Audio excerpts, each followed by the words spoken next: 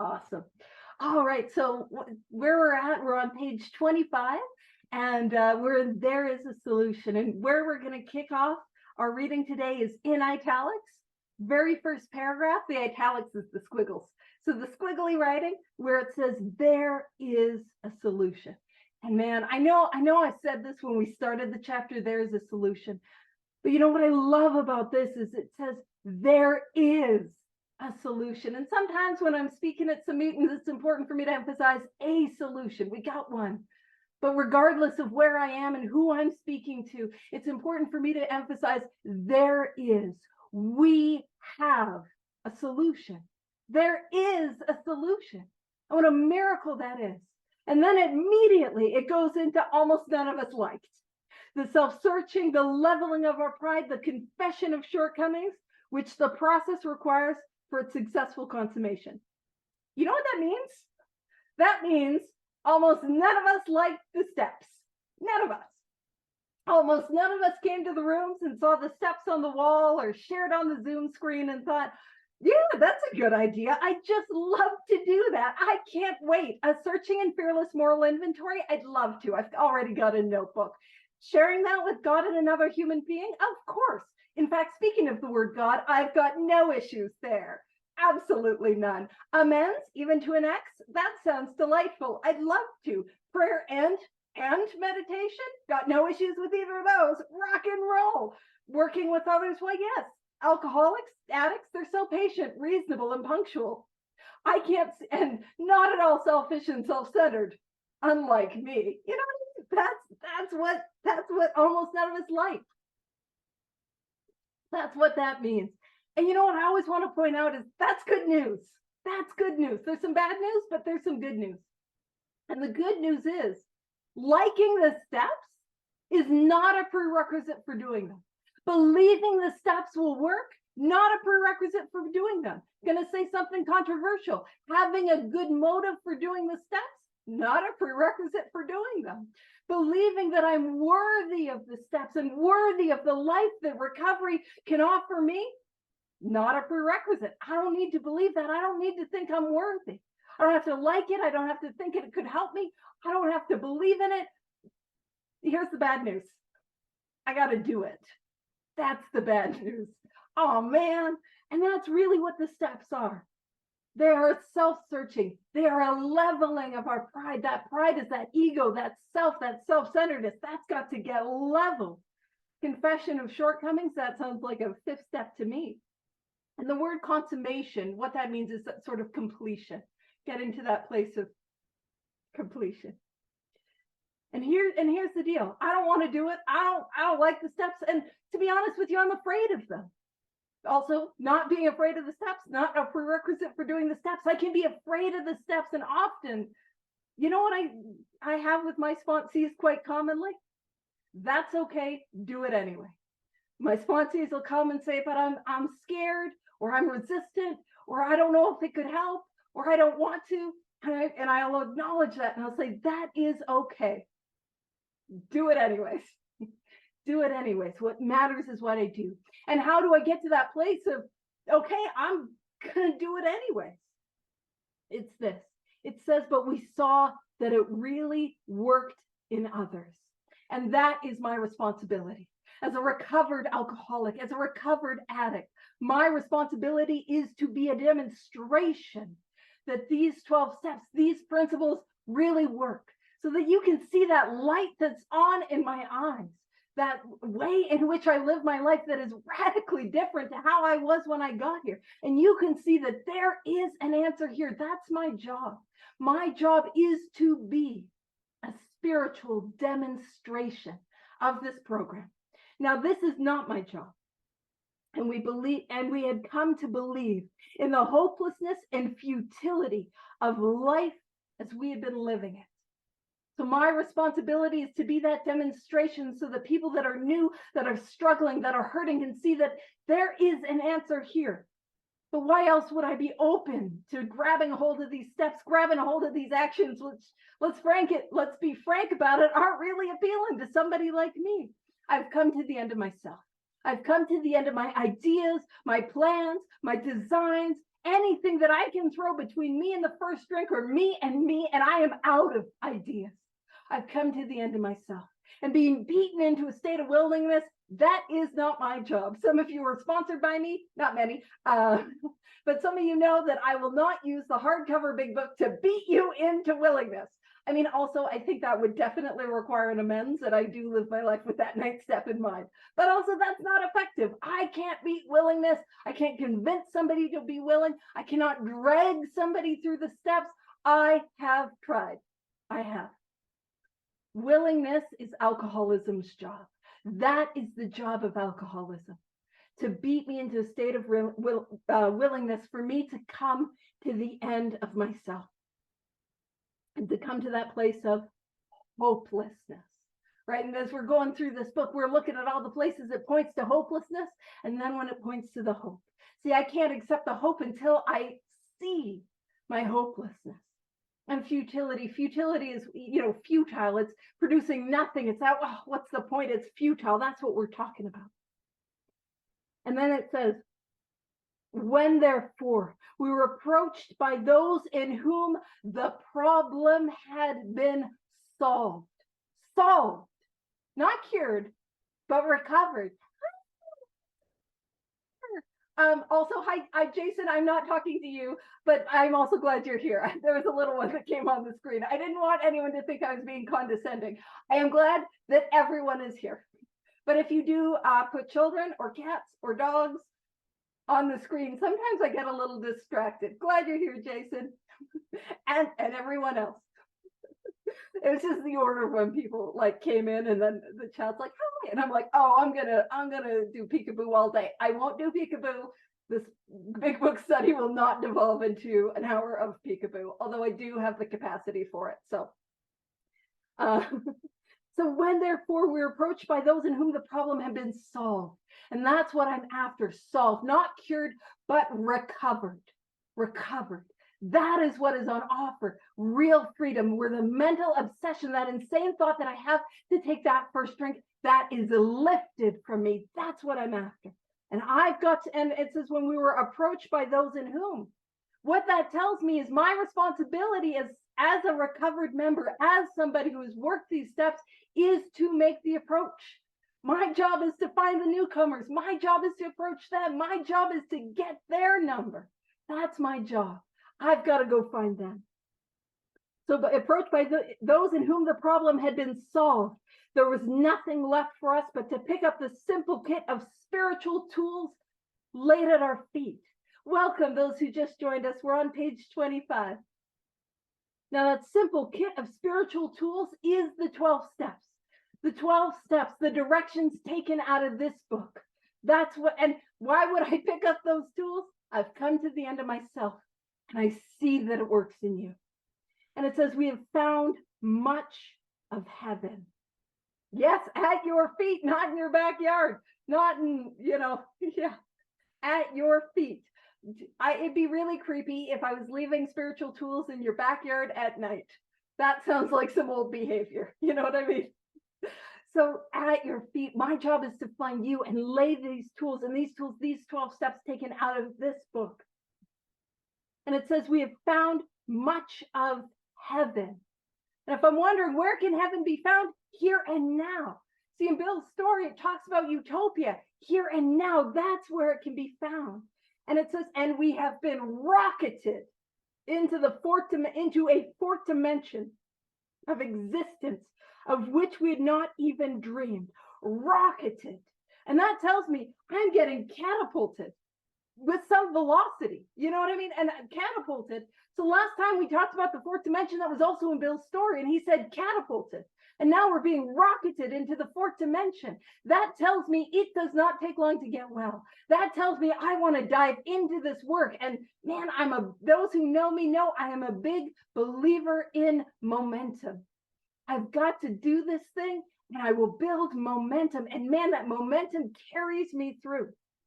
Rocketed. And the fourth dimension is a synonym for the spiritual awakening, the spiritual experience. That's what we're talking about.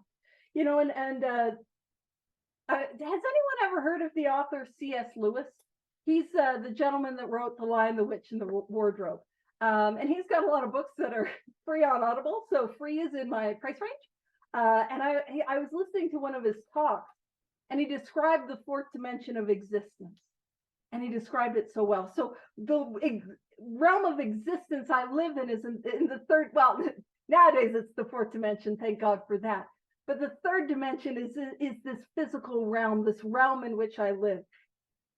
But if I draw anything on a piece of paper, so I got my paper, it's going to be Paige's artistic hour, and I don't think I grabbed the right pen for this. I would be concerned.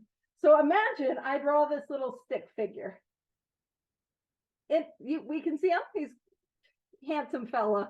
I do that with all the history guys. So we got this little stick figure. And so he's on the piece of paper. So he's living in what's known as the second dimension. He's a 2D object on a 2D plane. And I'm a 3D object on a 3D plane. And imagine I draw on this piece of paper. Oh, look at that. I'm better at art than it looks like. Look at that. And so to him, this guy on the piece of paper, he sees this and he's like, girl, why don't you draw a triangle? That's a triangle. You see that? And I can tell him from my perspective, from the angle that I have, what I've actually drawn is a road, is a path.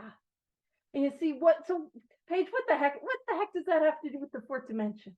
It's I'm seeing things that are there and I'm seeing them in a whole new way. Do you know what I'm talking about? Man, and if you don't, let us help you have that experience. That fourth dimension is like, you know when you go somewhere and you're able to see the presence of God in a meeting. Do you guys know what I'm talking about, seeing God at a meeting? Now, if I'm not recovered, if I'm not well, I'm not seeing nothing except a bunch of drunks or drug addicts, depending on which fellowship I'm going to. You know what I mean? I don't see God at a meeting. But you see, when I'm connected, I see something that was always there, but I see it from an angle from which I could not see it. And if you're like, Paige, I don't know if you explained that spiritual awakening so well. Don't you worry, because the book is about to in just a moment. So this next paragraph, for those that know me know that I love to jokingly avoid the spiritual appendix in the back. And I love to find the descriptions of a spiritual awakening throughout this book. And so we're on page 25 for anyone that just joined us. And we're at the paragraph where it says, the great fact. The great fact. Not mediocre wish. Not that would be okay, hope. But the great fact is just this and nothing less. And it says that we have had deep and effective spiritual experiences. And see, if I do not have one that is deep and if I do not have one that is effective, I will drink again. We're going to read that on page 44. If I have a lack of control and lack of choice, I better have a spiritual awakening. That's what I need. And it says that we have had. Now, that first, the we, as we read it on the page, what is that we? That we is the first 180 alcoholics and Alcoholics Anonymous. That is the we. But you know, the most incredible thing about the we in this book, you see that we grows. The more of us who follow the directions in this book and have these experiences, the more we become a part of the we, and the more that we grows. So we have had, and there are people in this room today, that is our experience. We have had deep and effective spiritual experiences, which have revolutionized our whole attitude toward life, toward our fellows, and towards God's universe. So that revolution, that ability to see everything in a whole new way, showing up to life in a revolutionized whole new way, showing up to the people in my life in a whole new way, and towards the universe, God's universe, in a brand new way. That's what we're talking about. In a very, very, very small microcosm of what, absolutely, in a very small microcosm of what that can look like, is showing up to a meeting with the idea of what can I give rather than what can I get. It's a small microcosm of showing up with a radically transformed view of life. Now keep in mind, I'm giving these little examples. Man, don't hold on to just those little examples. Sometimes, man, I'm off on a tangent. And I wanted to point out a comment. Profound alteration in our reaction to life. That's what I'm after. Man, because if I keep living life how I'm living life, if I keep showing up how I've been showing up to life, man, I'm going to drink again. I'm going to get loaded again. Man, sometimes when I go to meetings, I hear these things where it's like, oh, Bill Wilson's white light spiritual experience. Don't expect to have one like that. And I'm like, nonsense. Don't sell the power of God short. Don't sell the power of this book short. And there's sometimes I'm hear people say, I've not had a burning bush experience. I'm like, I have not. It wasn't literally on fire, but man, if you have not been enchanted by the presence of God in a tree, you are missing out, because that's the good stuff, And I'm aware there are some people like, oh, who lets Paige do this? Technically, Steve. Steve technically gave me permission, so you carry your pigeon that to him. But that's what's on offer.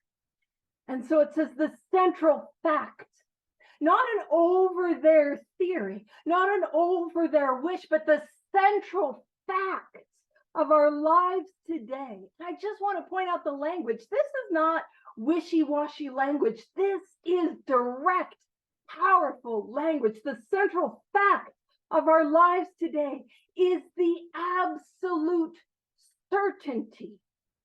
There's no mincing words there. Absolute certainty that our Creator has entered into our hearts and lives in a way which is indeed miraculous. So what it's saying is that the God of my understanding has entered my heart and works in my life in a way which is miraculous. Now, there's two ways to read that. The other way is that my Creator has entered my heart and lives, as in lives within my heart in a way which is indeed miraculous. And either way, one of the places in which God resides is within my heart. And it says, He has commenced to accomplish those things for us which we could never do by ourselves. You know what I could never do by myself? Permanent, contented sobriety. I couldn't do it. That was impossible for somebody like me. And I'm just going to share my experience, because this is my experience. You know what else was impossible for me? Not experiencing suicidal ideation, not waking up in the morning with a sense of, oh, I just want to kill myself. I can't believe I'm alive. Now, there's some expletives that I would have sprinkled in there. Man, never, I'm reminded never to sell the power of these steps short and the power of God short.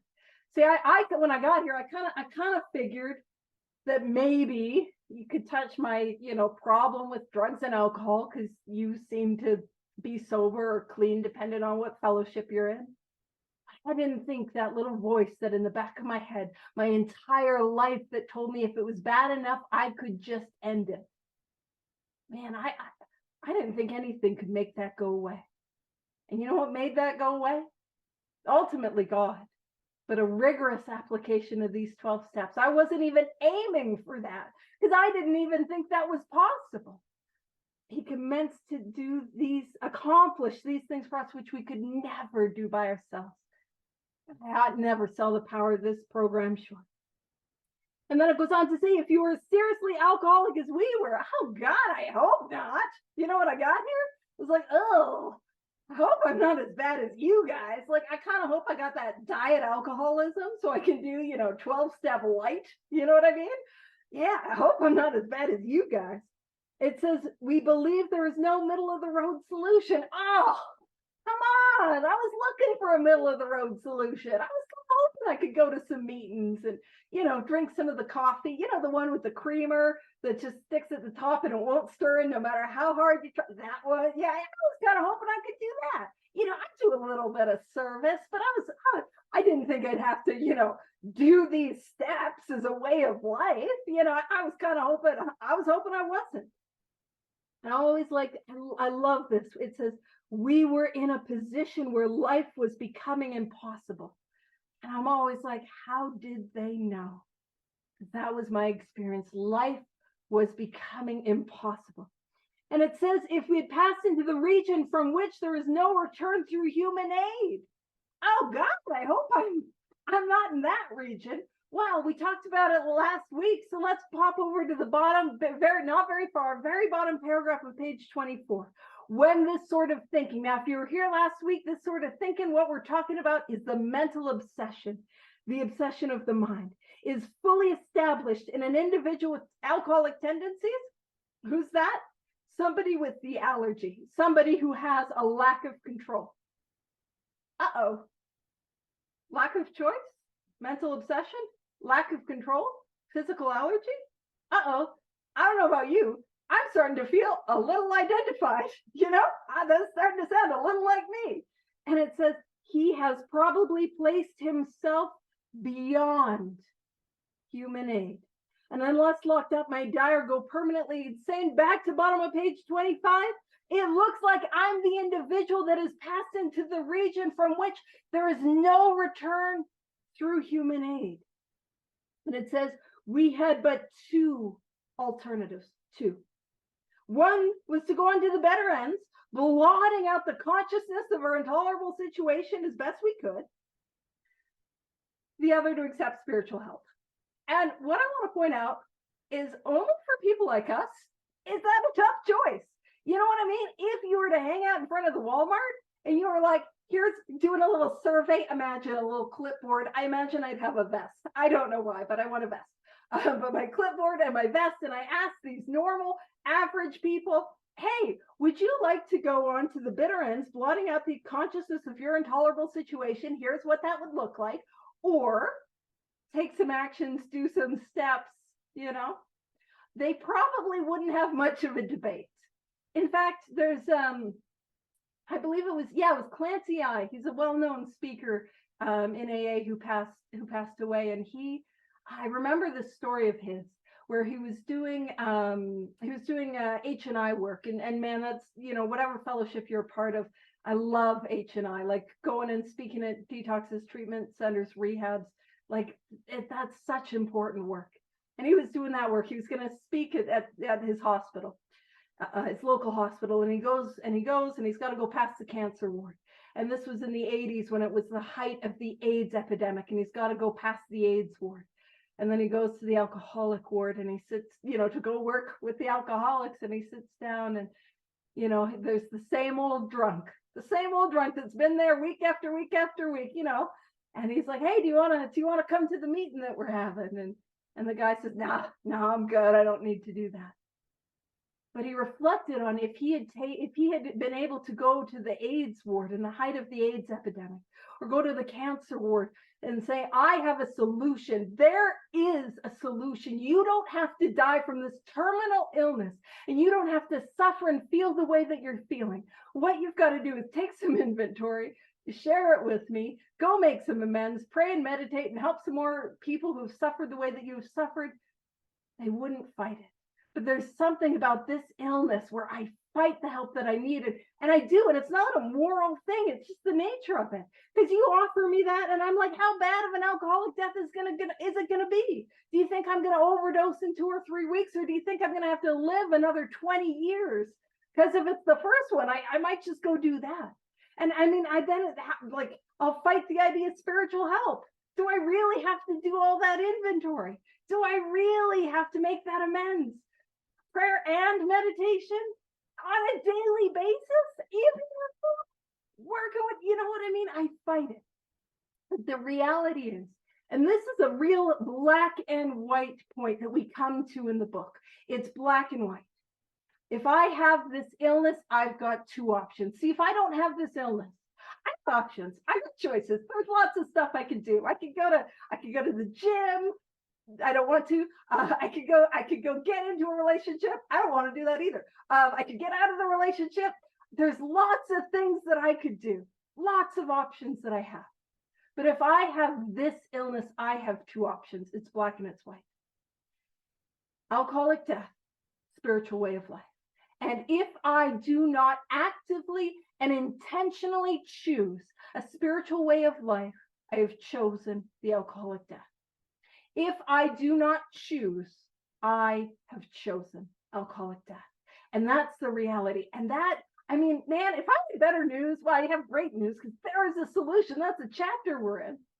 But if there was another way, man, I'd offer it because it's not a good place to be. But the irony is, once I accept the black and white predicament that I find myself in as someone who has this illness, man, the rest of my life stops being so black and white. I get to see the grays, and deeper than that, the world comes into color if I accept that spiritual help. And it says this we did because we honestly wanted to and were willing to make the effort. And welcome to those that are here. We're on page 26. And what we're going to read is we're going to read the story of a gentleman by the name of Rowland Hazard. I'm just going to share the screen of this a bit and make that big, or at least bigger. Hopefully y'all can see it. So this is our guy. He's Rowland Hazard. And he came, it says a certain American businessman, Rowland Hazard, Rowland, Hazard, Hazard. And he had businessman, had ability, good sense, high character. So Rowland Hazard, he was this wealthy guy, and he came from this incredibly wealthy, prestigious family, because he's Rowland Hazard the third. And you know, if you're anyone of the third, you're coming for money. You know, that's kind of a hoity-toity thing. So he's this wealthy guy. And he has alcoholism. So he's got money to throw at this thing. And then it says, and when it says he had ability, good sense, high character, he was a good man. He was a capable man. He wasn't somebody like me, an outright mental defective. He was a normal guy. And it says for years he had floundered from one sanitarium to another. What that means is that for years he had gone from rehab to treatment center to psychologist to psychiatrist, seeing the best of the best of the best in the United States. In fact, it says he had consulted the best known American psychiatrists, and none of that worked.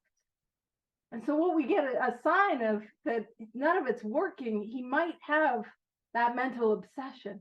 You know what I mean? He's trying everything that he can try, and it's not working. He's relapsing after treatment. Anyone here ever go to treatment or rehab or a psychologist or a psychiatrist or therapy or counseling and relapse right after? Right? Maybe sounds familiar. And so it says, so after coming to the end of his options in the United States, he's like, you know what? I am going to see the best psychiatrist in the world. And he says he then had gone to Europe. He's going to see the absolute best in the world. And in his mind, he's like, you know what? I am going to see Sigmund Freud. And most of us have heard of Sigmund Freud. He's, you know, that incredibly famous, well-known. Give me a sec. I'll read that in a bit. I'm really good at catching the chat, but sometimes I need a moment to actually process and read. And some of you are quite aware that I don't multitask well. So he wants to see Sigmund Freud. He's the most famous psychiatrist in the world. And that's the kind of money Rowland Hazard had to spend at his problem. He's going to see the best of the best of the best. And thankfully for us, Sigmund Freud was not accepting patients. So he had to settle. So it says he goes to Europe, placing himself in the care of a celebrated physician, the psychiatrist Dr. Jung, who prescribed for him. So Carl Jung is probably the second most famous psychiatrist in the world. So he had to settle for Carl Jung. And what I want to point out is so often a spiritual awakening truly begins with us not getting what we want. And throughout the history of this book, the history of Alcoholics Anonymous, so much of it is tied into, thank God, we did not get what we want. And I'm going to explain why that's a miracle and he had to settle. So Rowland Hazard, he goes all the way to Europe. And this is Carl Jung right here. He goes all the way to Switzerland, where he works with Carl Jung intensively. He does intensive psychoanalysis, intensive treatment, one-on-one for a year. And it says, though experience had made him skeptical, what that means is though he had relapsed every single other time he had gone to treatment or sought help for his drinking, he finished his treatment with unusual confidence. Anyone here ever finish treatment with unusual confidence?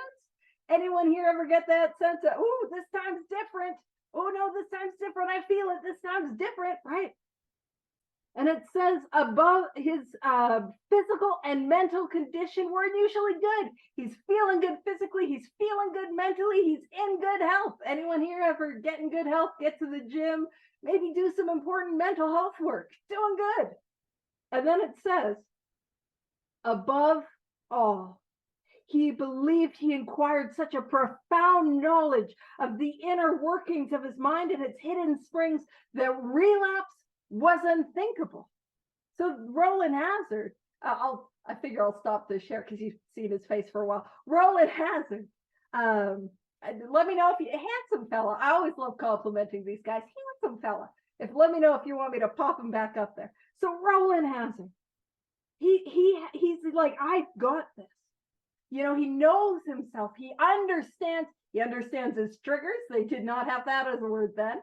And that's not what we do in 12 step, but he knows his triggers. He's addressed, his childhood trauma. He's looked at himself. He knows himself so well. He knows his motivations. He knows his mind. There is absolutely no way he could ever relapse. So feel free to underline, relapse was unthinkable. He's not going to relapse. He has self-knowledge.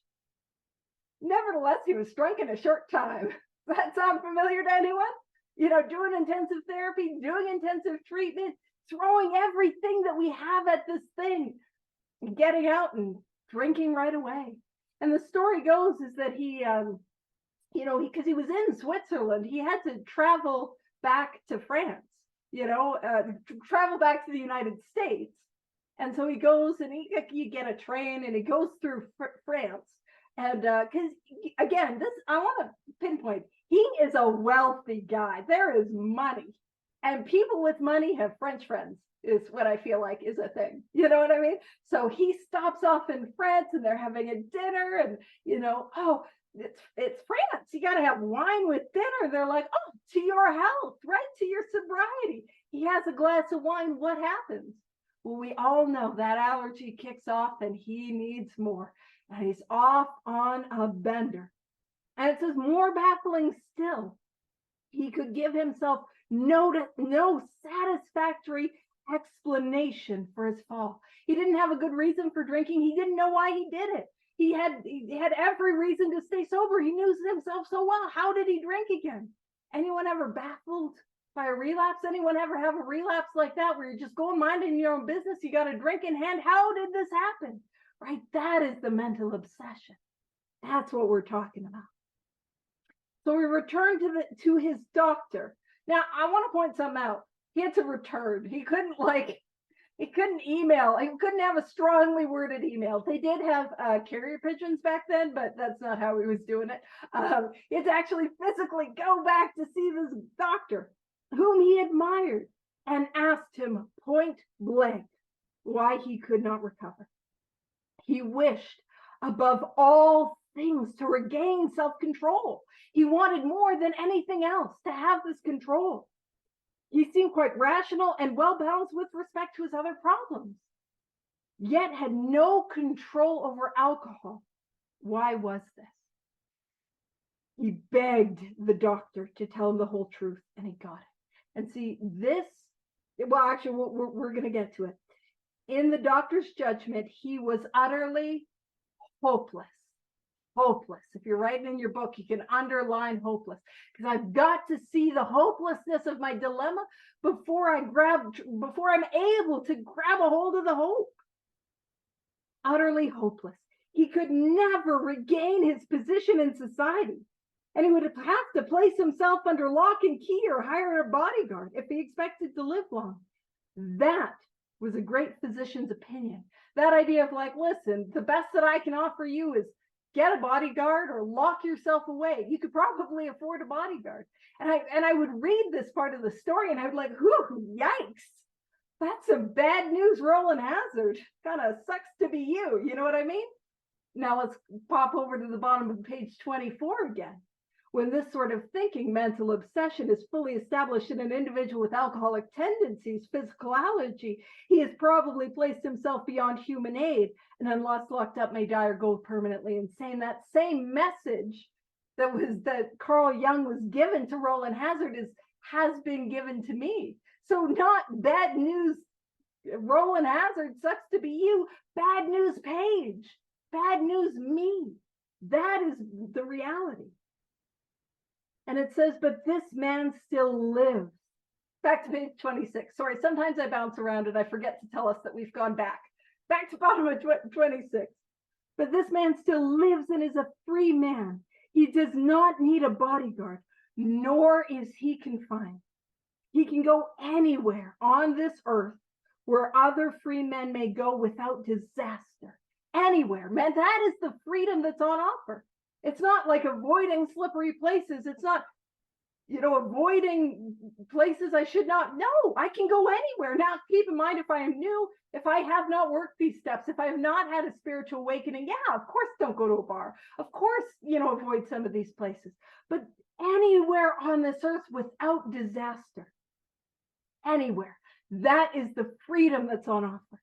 And it says, provided he remains willing to maintain a certain simple attitude. What's that attitude?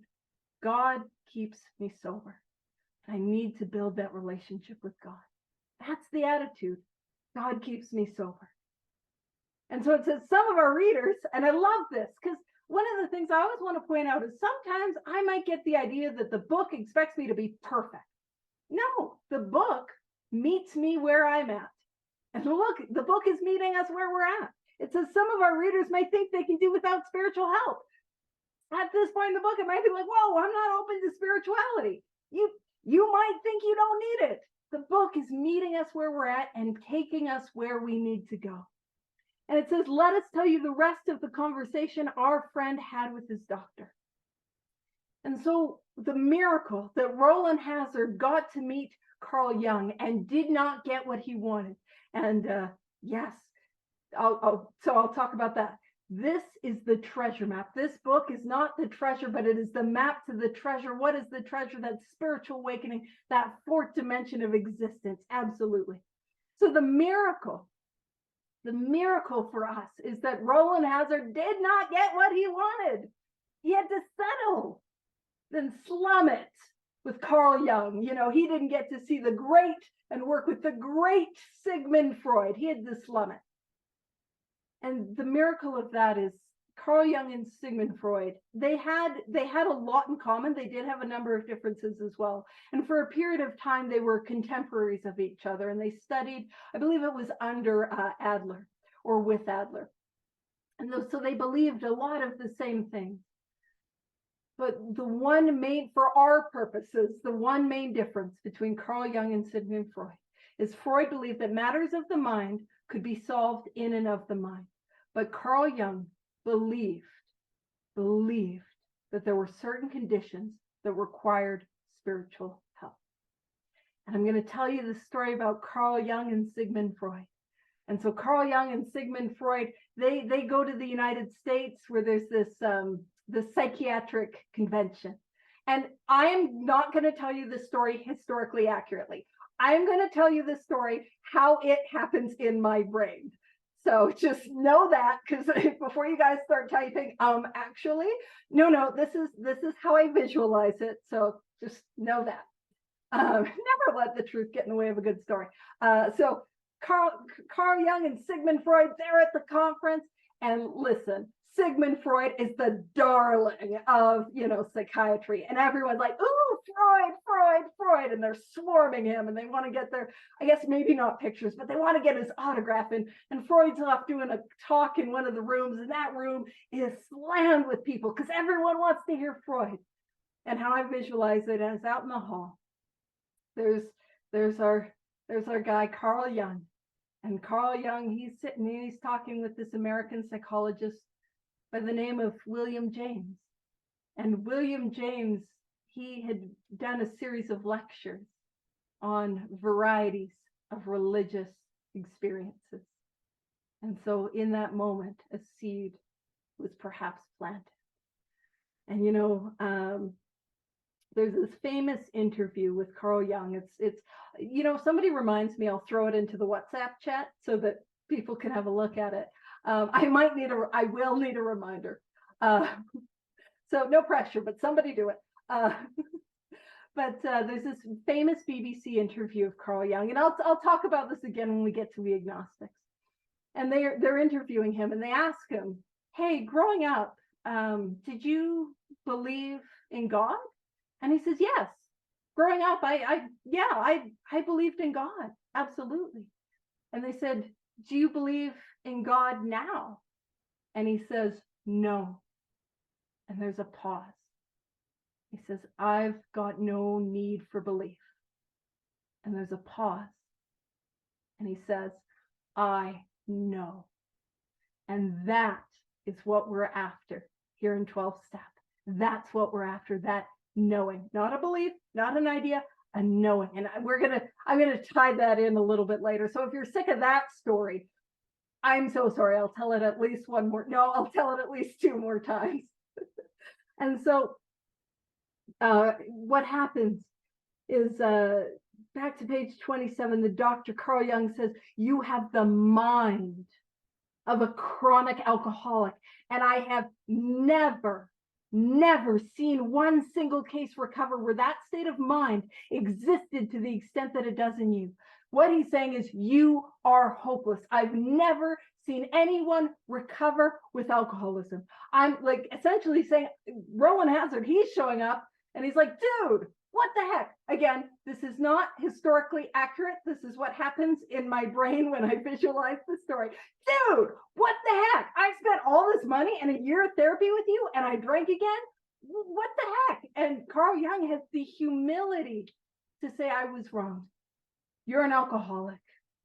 And I have never seen anyone with alcoholism recover, especially to the state that it exists in you. You are hopeless." And it says, our friend felt as though the gates of hell had closed on him with a clang. That gate is closed. It's locked. He's stuck and trapped in hell. And only in 12 step is that a good place to be, to see the hopelessness of my condition. And it almost feels like he's saying this next line out of desperation. He said to the doctor, "Is there no exception? Like, out of desperation, could there not be some other way?" He says, "Yes," replied the doctor, "there is. Exceptions to such cases as yours have been occurring since early times. Here and there, once in a while, alcoholics have had what are called vital spiritual experiences. And that is our solution." Vital just means life-giving, and spiritual experience, an experience of a power greater than myself. That's what I'm after. That is our solution. And so in this moment, Roland Hazard is armed with the information of what our solution is. And I'll do the history. Man, I thought for sure we're going to finish up the chapter There Is a Solution today, and that's not looking likely. And keep coming back. I know I will. Yeah. Woo, we're going to dive into the history. To be fair, when I put up the poster, I say, "Wrapping up There Is a Solution," that's a little more eye-catching than we're going to do a deep dive into history. Well, actually, I know for some of us, it's like, "Yeah, tell me more about Roland Hazard." And some of you are like, "Oh, dear God, get to the good part." No, this is the good part. Anywho. So that is our solution in Alcoholics Anonymous. I know. I don't know I'm like this either. Well, it says, so this is a description of what a spiritual experience is. To me, these occurrences are phenomena. And a phenomena is something that I can't necessarily explain or replicate or produce. It's like phenomena, like, oh. And then, of course, those of you who are musically inclined, not me, do you guys immediately think something like a phenomena? And I'm very sorry, because now if you did get that musical connection, it'll be in your head the rest of the night. But to me, these occurrences are phenomena, and this is what a spiritual awakening looks like. They appear to be in the nature of huge emotional displacements and rearrangements. So big changes and rearranges it within myself emotionally. Ideas, emotions, and attitudes, which were once the guiding forces of the lives of these men. So what I want to point out, the ideas that I have, the emotions that I have, and the attitudes to which I show up to life, how I show up to life, how I am led and guided in life, it says, are suddenly. What I want to point out about suddenly is it does not take long to get well. It does not take long to have a spiritual awakening. Suddenly, cast to one side, and a completely new set of conceptions and motives begin to dominate them. The way in which I show up to life, the way in which I live my life. Suddenly, it's something new. And man, don't you worry if you're afraid of being the hole in the donut. Like, man, who will I be without? Who will I be without my ideas, emotions, and attitudes which were guiding my life? Who will I be without this? What I want you to know is, in my experience, it is who you have always wanted to be. And in my experience, it is the truest version of ourselves. That's who we will be. And so that's a beautiful. And so for those that know, and for those that don't, I like avoiding the spiritual appendix until the last possible moment. I'm like, we're not going there, because I love finding the sneaky descriptions of a spiritual awakening, but I do promise that we will eventually get there. And he says, in fact, I've been trying to produce some such emotional rearrangements within you. I was trying to help you have an experience. With many individuals, the methods which I employed are successful, but I have never been successful with an alcoholic of your description. Hey, have I tried various forms of treatment or therapy that maybe were successful for other groups of people, but not successful for real alcoholics or real addicts? And did they fail? So you know what I mean? Did I try these things, and did they, not that they didn't help, they might have done some good, but they didn't allow me to achieve permanent contented sobriety. And I'm just pointing to that because it can kind of help me diagnose whether or not I have this thing. You know, if I've tried things and they do not work, it is not that I am bad or wrong. It's probably an indication that I have this illness. If I have this illness, the good news is we have a solution. And so upon hearing this, our friend, this is our guy, Roland Hazard, our homeboy, our friend was somewhat relieved, for he reflected that after all, he was a good church member. Oh, good. I need a spiritual experience. Well, I'm a spiritually minded guy. I go to church every once in a while. Easy peasy, lemon squeezy. Again, that's not, I mean, you know what? Sure, that's verbatim. Yeah, he said that verbatim. He said exactly easy peasy lemon squeezy. That'll get people in the comments. I'm just kidding. And then Carl Jung says, this hope, however, was destroyed by the doctors telling him that while his religious convictions were very good, in his case, they did not spell the necessary, vital spiritual experience. See, what I believe is not enough to have this experience. And really, what's Dr. Carl Jung saying? He's like, dude, again, it's exactly what he said, dude, you can't hang out in a church pew on a Sunday. Like, it's good that you go to church because that means you're open to spirituality. But dude, you can't hang out at a church pew every once in a while and hope this thing happens to you. The odds of you of having one of these spiritual experiences are like the odds of you getting struck by lightning. You've got to go out and find this thing. And so going back to my little screen share, Roland Hazard, knowing that unless he has a spiritual experience, he will drink again. He knows that that's his solution. He knows that that's what he's after. What was growing in popularity at that time was something that was called the Oxford Group, or the Oxford Movement. And they were a bunch of sort of middle-class, wealthy people who were religious.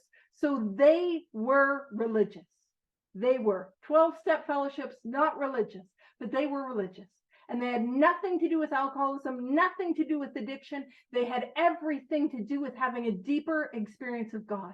And they were called the Oxford Group because what happened is they started to really grow in popularity at Oxford University and became really popular. And Roland Hazard, he's going around, he's looking for things, trying to find answers. And he sees this group, and their whole deal is having an experience of God. And he's like, oh, I need one of those. If I do not have one of those, I'm going to die. So he gets involved with the Oxford group. And the Oxford group has a series of actions.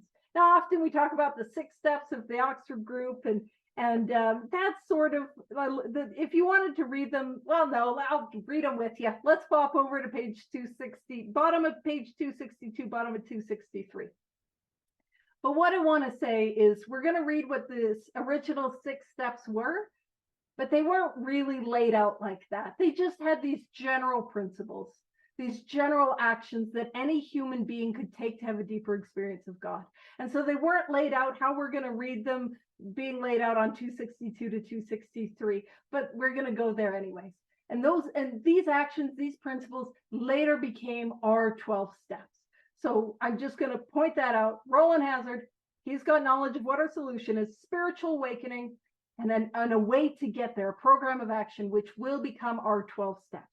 So bottom of page 262, the day I was due to go back to Chicago. Woo, go Sparks!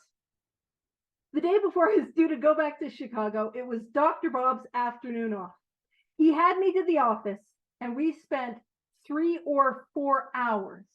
And I really want to emphasize 3 or 4 hours, not 3 or 4 months, not 3 or 4 weeks, not even 3 or 4 days, 3 or 4 hours. That is how quickly these steps were initially worked. And it says formally going through the 6-step program as it was at that time. Now, before I read the steps, what I want to point something out about willingness.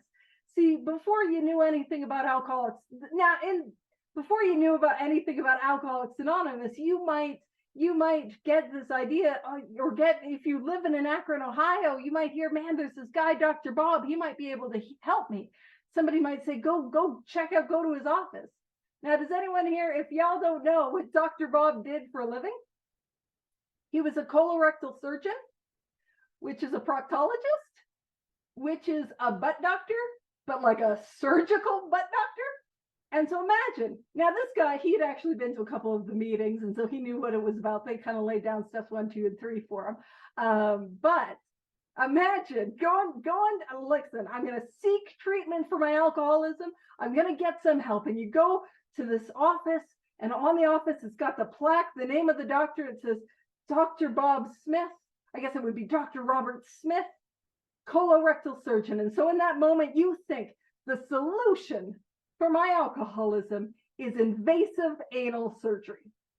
And what I want to point out is they went in, and that 4th step, that doesn't sound too bad now, does it, right? That's not so bad. But it says the 6 steps were at that time. 1, complete deflation. And what that deflation would be is of the ego. Because the Oxford group, they didn't have anything to do with, alcoholism, but it's that coming to the end of myself. And that looks like a step 1. Dependence and guidance from a higher power. That looks a little like a step 2 and 3. And then we can actually see it carried on in step 6 and 7 and 11. Moral inventory, that sounds like a 4th step. Confession sounds like a 5th step. Restitution, that sounds like amends to me. And continued work with others, and in this case, alcoholics. So that sounds like 12-step work. So he gets connected with the solution and the program of action. And see, Roland Hazard, he started to do this work and get connected. He did not have the best motives. He didn't have perfect motives. He only wanted to give his mother a couple happy memories of him sober before he inevitably died of alcoholism. That was his motives. But he took those actions and he got well. He took those actions, he gets well, and he goes and he vacations. He goes to travel to Vermont, and he hangs out. And while he's on vacation, our friend Ebby Thatcher, what a handsome fella, lovely guy, Ebby Thatcher, he's on trial. And the exact week he's on trial is the exact week that Roland Hazard is in town. And he goes to the judge. Now he goes to the judge with a friend of his, Seba Graves, and he goes with Shep Cornell, and they go. And the judge kind of knows all about Roland and what's happened to him. Again, the demonstration. And Ebby Thatcher, he gets let off. He's got to come back to court on Monday, and he's got to be sober, but he gets let off on the condition of his sobriety. And so he's got some impetus. He's got some, the fuel is on it, the fire is on him. He's got to work these steps. So he takes these actions and works these steps. Now, Ebby Thatcher, he now knows the solution and the program of action. And he goes and he visits our intrepid hero, Bill Wilson, who had spent two times, who had had two previous visits to the Towns Hospital in New York City, where he met with Dr. Silkworth and he learned what his problem was. He learned of a physical allergy and he learned of the mental obsession. He did also learn that alcoholics tend to be restless, irritable, discontent when they're sober. We're going to talk more about that spiritual maladies we get into step 2 and step 3. But ultimately, he learned the mental obsession and the physical allergy. And in that moment, when Ebby Thatcher comes and visits, he has the 3 pieces of information that I need to know in order to stay sober. He knows what his problem is. He knows what the solution is. And he knows how to get that solution, the program of action.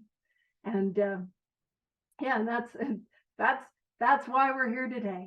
That story of Roland Hazard going through and struggling and not getting what he wants. As a result, we're here today. And so that is the top of the hour. So I will leave it there, and we can all be disappointed I didn't finish the chapter. I'll stop the recording and we can wrap up with the prayer.